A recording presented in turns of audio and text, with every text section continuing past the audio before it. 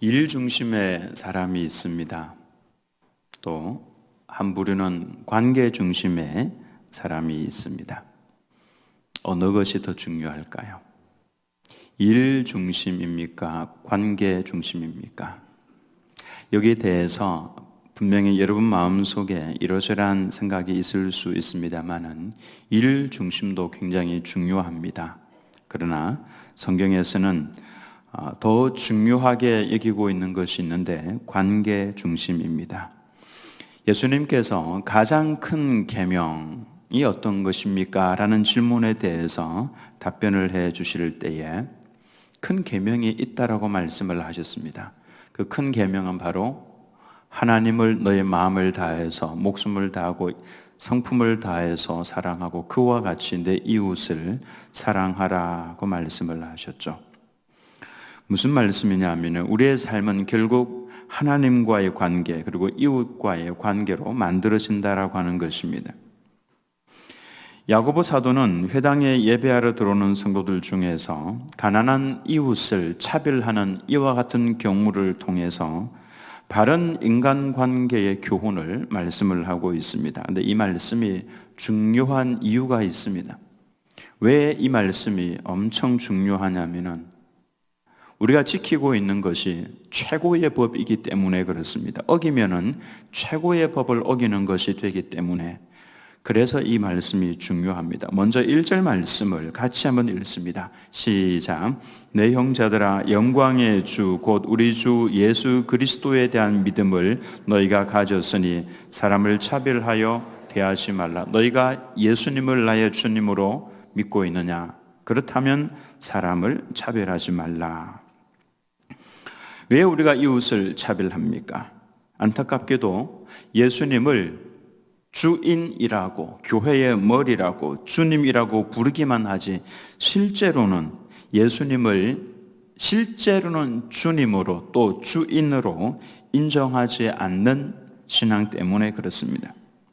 예수님이 정말 내 삶의 주인이시라면 그렇게 인정을 한다면 우리는 사람을 차별할 수 없습니다. 그러므로 그리스도인들의 모든 인간관계는 예수님을 나의 주님으로 모시고 그 주님을 나의 머리로 주인으로 인정하는 데서부터 시작이 된다라고 볼 수 있습니다. 예수님이 나의 주인이시라면 우리는 우리 마음속에 어떤 생각을 가지고 있어야 되냐면은 예수님이시라면 어떻게 할 것인가 라고 하는 이 질문을 먼저 던져야 합니다. 예수님이시라면 어떻게 하실까? 제가 중학교 다닐 때에 그때 운동이 하나 일어났었는데요. WWJD 라고 하는 이 이니셜을 써서 이마에도 붙이고 또 여기 손에도 그걸 차고 다니고 손고리로 해서 차고 다니고 막 그렇게 했었습니다. WWJD가 뭐냐면 What would Jesus do입니다. 예수님이라면 어떻게 하실까? 예수님이라면 어떻게 하실까? 옛날 그 유대인의 회당에는 최찬이라고 해서 특별한 의자가 있었습니다. 특별석인데요. 그 자리에는 가난한 사람들은 앉을 수가 없었습니다. 실제로 가난한 사람들은 회당에 들어오면 말석에 앉아야만 하는 경우들이 그 유대인의 회당 속에 있었습니다. 근데 이런 전통은 교회에도 일정 부분 승계가 되었습니다. 그래서 이전에는 교회에 장로님들만 앉을 수 있는 자리가 따로 있었고요. 또 헌금을 제일 많이 하는 아주 큰 헌금을 하는 성도들이 앉는 자리가 지정이 되어 있는 곳이 있었습니다.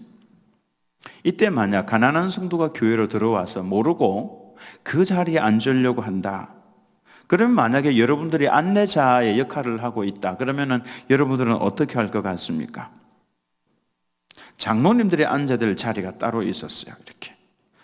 또 교회에 아주 특별한 일꾼들이 앉는 자리가 따로 배정이 되어 있었는데 이제 그걸 잘 모르고 있는 어떤 성도가 초신자라든지 들어와서 그 자리에 앉으려고 그러는데 여러분들이 만약에 안내를 하는 분이다. 그러면 어떻게 할 것 같습니까? 이럴 때에 예수님이시라면 어떻게 하실까를 한번 생각을 해보아야 합니다. 옛날 청교도 시대에 유명한 청교도 장군 크롬웰 장군이 있었습니다. 이 크롬웰 장군이 예배를 드리기 위해서 교회에 갔는데 그때 한 남루한 옷을 입은 사람이 들어와서 그 크롬웰 장군 옆에 앉으려고 했을 때에 장군의 경호원들이 제지를 했습니다. 여기는 앉아서 안 됩니다 라고 했을 때에 크롬웰 장군이 이렇게 말을 했습니다. 그대로 놔두게. 나나 이 사람이나 다 하나님 앞에서 죄인일 뿐이네. 죄인일 뿐이라네. 이렇게 이야기를 했습니다. 예수님이시라면 어떻게 하셨을까? 아마도 그 자리 그대로 앉게 했을 것 같습니다. 우리 모두가 참으로 예수님을 나의 주인으로 모신 그런 사람들이 아닙니까? 그러므로 우리가 성경적인 어떤 관계를 맺어 나가는 데 있어 제일 중요한 것은 예수님을 나의 주님으로 모시기에 예수님이라면 어떻게 하셨을까? 이 고민을 먼저 하는 것이 중요합니다. 야고보 사도는 예배드리는 자리에서 어떻게 인간관계를 해야 하는지에 대해서 가르치다가 최고의 법을 언급을 합니다. 8절과 9절 말씀인데요. 같이 한번 읽어봅니다. 시작. 너희가 만일 성경에 기록된 대로 네 이웃 사랑하기를 네 몸과 같이 하라 하신 최고의 법을 지키면 잘하는 것이거니와 만일 너희가 사람을 차별하여 대하면 죄를 짓는 것이니 율법이 너희를 범법자로 정죄하리라. 여러분, 최고의 법이 뭡니까? 최고의 법은 내 이웃 사랑하기를 내 몸과 같이 하는 것이죠. 이것이 성경을 전체를 통틀어서 가장 최고의 법입니다. 살인죄, 간음죄, 사기죄, 이와 같은 죄를 저지르지 않았다고 할지라도 만약에 내 이웃을 차별하고 있다면 그것은 최고의 법을 깨트린 것이 됩니다. 나는 살인하지 않았어. 나는 간음하지 않았어. 나는 사기를 치지 않았어. 이렇게 스스로를 위로하고 있다면 그렇다면 최고의 법은 어떻게 했습니까? 내 이웃에 대해서 차별하지 말라고 한 이 최고의 법. 이걸 깨뜨리면 최고의 법을 어겼기 때문에 우리는 최고의 죄인이 되는 겁니다. 그 2절 말씀에 보니까 어느 날 회당에 사람이 들어오는데 한 사람이 아름다운 옷을 입고 손에 금 가락지를 끼웠습니다. 여기도 끼고 막 10가락에 다 끼웠겠죠. 번쩍번쩍. 다 이렇게 가락지를 끼고 옷을 예쁜 멋진 옷을 입고 들어왔습니다. 한 3천만 원짜리 밍크 코트. 여러분 입어보셨습니까? 3천만 원짜리 밍크 코트? 저는 입어봤습니다. 이전에 서울에 그분 아주 유명한 분이 그때 올 로비 사건이 있었죠. 그 생각이 안 나네요. 그분 가게에 신방을 갔는데 그분이 워낙 이 뉴스에 나오고 하니까 이분이 잠을 못 자요. 잠을 못 자는데 제가 있던 교회로 전도가 되어져 왔습니다. 예배 시간만 오면은 자요. 집이 9채인가 되는데요. 늘 숨어 다닙니다. 기자들이 따라다니니까. 지금 그분 정일순 씨, 정일순 씨. 라스포사 기억납니까? 라스포사 정일순 씨 그때 사장이었거든요. 늘 도망다니다가 제가 다니던 교회 우리 교구 식구들에 의해서 전도가 되어 와가지고 그분은 손이 이따만 합니다. 근데 목사를 그때 제가 얼마나 젊어 보였겠습니까? 한 30년 전이었으니까 오면은 그냥 인사를 하고 지나가면 되는데 제 등을 큰 손으로 딱 치고 들어갑니다. 그분은 목사를 등을 치고 들어가면은 깜짝 놀라서 보죠. 그분이 이제 예배자 꼭 맨 앞자리에 앉아요. 비서랑 같이 딱 맨 앞자리에 앉아서 예배가 시작 땅 하면은 졸기 시작을 해요. 그리고 설교를 딱 마치면 신기하게도 눈을 딱 뜹니다. 제가 물었습니다. 왜 그러냐고 신방을 가서 물어보니까 잠을 못 자서 그렇대요. 근데 교회만 오면은 잠이 온대요. 아니, 목사님 설교만 시작을 하면은 잠이 온대요. 그래서 잠자기 위해서 그분은 교회를 옵니다. 교회 와서 주무시다가 가시는 거죠. 그래서 제가 거기 라스포사에 신방을 갔습니다. 옷이, 그 올로비 사건 있었잖아요. 옷이 질비하게 있는데요. 제가 딱 하니까 옷을 딱 입고 서니까 사방에서 빛이 쫙, 제가 완전히 스타가 된 느낌. 그때 제가 물었습니다. 그 제일 비싼 옷이 어떤 거냐고. 그 쫙 걸려 있는 게 있었는데 그 중에 하나를 목사님 한번 걸쳐 보십시오 해서 제가 딱 걸쳤습니다. 자, 여러분 질문 던지겠습니다. 가벼울까요, 무거울까요? 저는요 되게 무거울 줄 알았습니다. 그게 코트가 밑에가 쫙 있으니까. 그래서 제가 한번 딱 걸쳤는데요, 세상에 이렇게 가벼울 수가 없어요. 그걸 입고 가운데 딱 서는데 빛이 사방에서 쫙 비치니까 야, 이 옷 사야 되겠다 이런 마음이 딱 들 정도로, 그때 제가 한 3천만 원 넘는 그 옷을 한번 살짝 걸쳤다가 벗어났습니다. 이렇게 좋은 옷을 교회에 입고 오면은 어떻게 하겠습니까? 안내자가 제일 좋은 좌석으로 인도를 했습니다. 근데 그 다음에 한 남루한 가난한 성도가 입장을 하니까 뭐라고 그러냐면은, 자리가 마땅하지 않으니까 너는 저기 끝에 가 있어. 여기 아니면 서 있든지 저기 내 발등상 아래에 앉아라, 말석에 앉아라, 그 말이죠. 이런 자세를 가리켜서 사도 야고보는 뭐라고 이야기했냐면 4절 말씀에 차별이다, 차별한다, 그리고 악한 생각을 하고 있는 것이다 라고 판단을 했습니다. 그리고 8절 이하에서는 최고의 법을 깨뜨리는 범죄다. 이건 사실 그 별것 아닌 것 같죠. 그런데 최고의 법을 깨뜨리는 범죄라고 말을 하고 있습니다. 그러니까 단순한 죄가 아니라는 거죠. 성도를 차별하는 것이 최고의 법을 깨뜨리는 것이라면은 우리는 다 엄청난 범죄자들이다 라고 할 수 있습니다. 여러분 스스로가 한번 생각을 해보시기 바랍니다. 저는 예배를 마치고 나면은 우리 성도님들 악수를 하고 식당에 가면은 우리 어르신들 앉아 계시면 뒤에서 이렇게 악수하고 단 한 분도 차별을 하지 않으려고 애를 씁니다만은 그게 사실 쉬운 건 아니죠. 우리 교회에 그 종옥 자매라고 있었습니다. 혹시 기억이 나십니까? 성도들이 별로 신경을 안 씁니다만은 우리 권사님들 몇 분이요 주변에서 지능도 좀 떨어집니다. 제가 보니까 이도 안 닦고 오는 것 같아요. 이가 늘 시커멓습니다. 또 빠져 있습니다. 근데 저만 보면요, 목사님 저 아파요 하고 목소리도 그렇게, 목사님 저 아파요 막 그렇게 이야기합니다. 그래서 제가 너무 고마웠던 것이 뭐냐면은 그 종옥자매 두뇌도 약간 떨어지고 잘 깨끗하게 씻어오지도 않고, 그런데 그 자매를 우리 권사님들이 늘 품으면서 같이 데리고 다니면서 밥도 먹고 같이 예배도 드리고 옆에서 같이 대화도 해주고 받아주고 하는 모습이 너무너무 귀했습니다.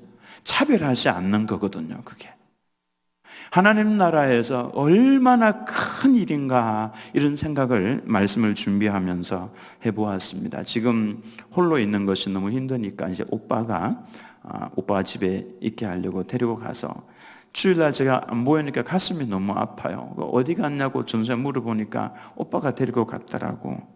여기에 있으면 예배를 드릴 수 있는데 그런 안타까움이 있습니다.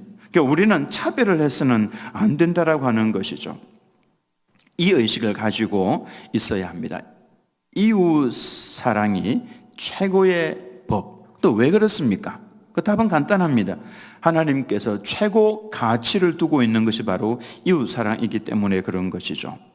본문의 마지막 두 구절도 한번 보겠습니다. 12절에서 13절입니다. 시작. 너희는 자유의 율법대로 심판받을 자처럼 말도 하고 행하기도 하라. 긍휼을 행하지 아니하는 자에게는 긍휼 없는 심판이 있으리라. 긍휼은 심판을 이기고 자랑하느니라. 무슨 말씀입니까? 마지막 심판의 날 하나님 앞에 서면은 우리가 하나님께 뭐라고 말씀을 드릴 것 같습니까? 하나님, 저 용서해 주십시오. 저 불쌍히 여겨주십시오. 제가 말씀대로 순종하면서 살지 못했습니다. 차별하면서 살았습니다. 그러지 않으려고 그랬는데 그러지 못했습니다. 저 불쌍히 여겨 주십시오. 자, 이렇게 하나님 앞에 우리는 부탁을 드리고 싶어 할 겁니다.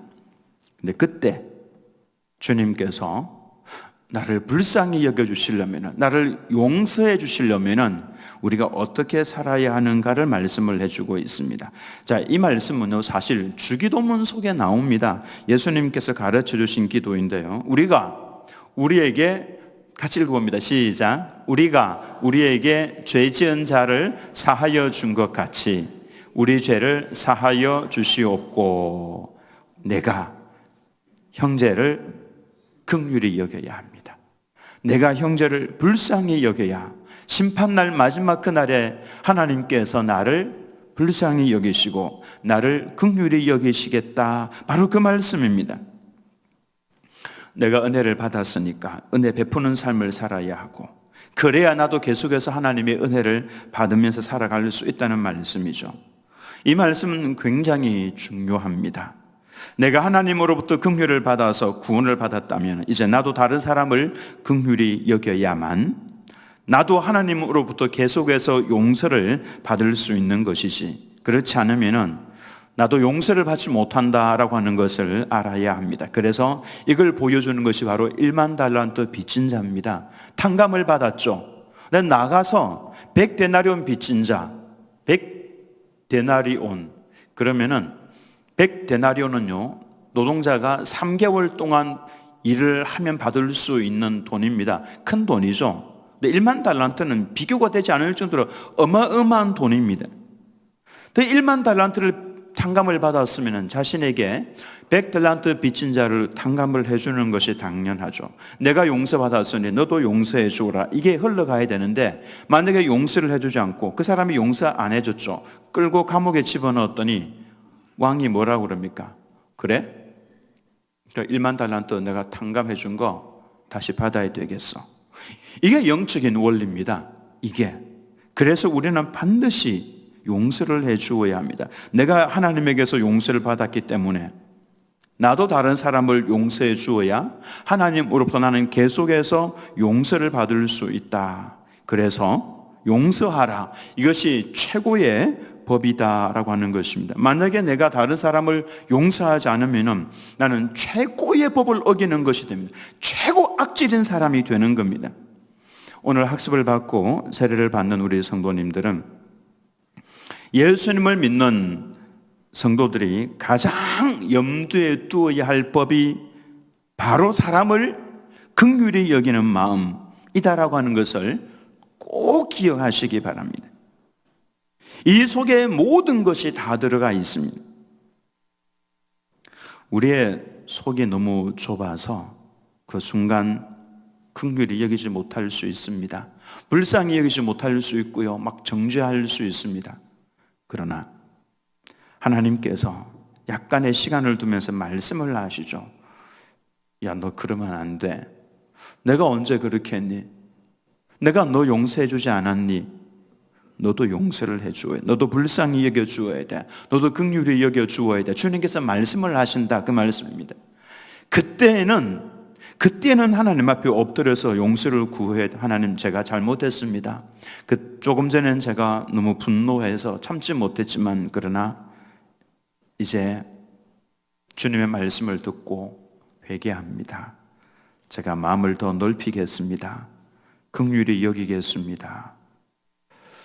그래서 하나님께서는 하나님을 사랑하고 이웃을 사랑하라고 하는 이 말씀 속에 모든 것을 다 넣어두셨습니다. 처음 믿을 때부터 우리 성도님들 제대로 믿으셔야 합니다. 자, 학습받고 세례 받으신 우리 성도님들, 때로 저를 보면서도 본받지 말아야 될 부분들이 있죠. 있습니다. 뭐가 있었죠? 근데 이건 꼭 기억하고 계십시오.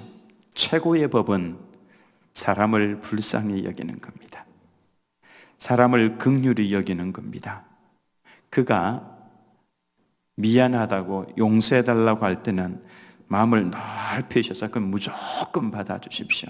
시간이 좀 필요하면은 그럼 조금만 더 기다려 주십시오 하고 기도하면서 마음을 다스리고 다시 긍휼히 여겨주시기 하나님께서 다 알고 계십니다. 다 보고 계시죠.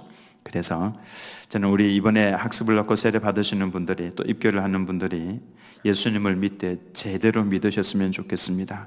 우리 다른 성도님들도 다 마찬가지입니다. 제대로 믿으셔야 하는데 최고의 법은 사람을 차별하지 아니하고 사람을 불쌍히 여기는 겁니다. 여기 맨 앞쪽이 장로님들이 앉는 좌석입니다. 맨 앞쪽이 예를 들어서 제일 좋은 의자입니다. 처음 보는 성도가 또 잘 모르는 성도가 걸어 들어와서 여기에 앉으려고 했습니다. 어떻게 하면 좋겠습니까? 앉으세요. 앉으세요. 따라서 합니다. 앉으세요. 그렇게 해주셔야 됩니다. 그렇게. 예수님이라면 어떻게 하셨을까? 예수님이라면 당연히 여기에 앉히게 했을 겁니다. 앉으세요. 괜찮습니다. 좋은 자리 내어드려야 되죠. 사람을 불쌍히 여기고 또 긍휼히 여겨주는, 또 실수했다 할지라도 또 실패했다고 할지라도 다시금 일어나서 긍휼히 여기고 불쌍히 여겨주는 우리 모든 성도님들 다 되시기를 예수님의 이름으로 축원합니다.